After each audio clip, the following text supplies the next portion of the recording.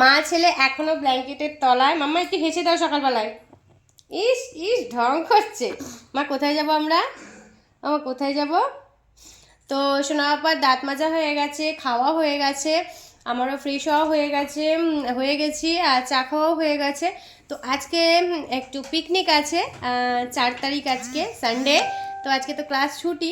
এই 5টা সেন্টার মিলে আজকে এক জায়গায় পিকনিক আছে, একটা মাঠ, খুব বড় মাঠ। তো কোনো দিনই এটা দেখিনি কিভাবে হয় না হয়, কোনো বছরই জানি না, কারণ এই বছর যেহেতু আমরা নতুন, তো এবছর একটু দেখতে পাবো কিভাবে কি হয়। তো এখনো পর্যন্ত যাওয়ার ইচ্ছা আছে, 10টা বেজে গেছে।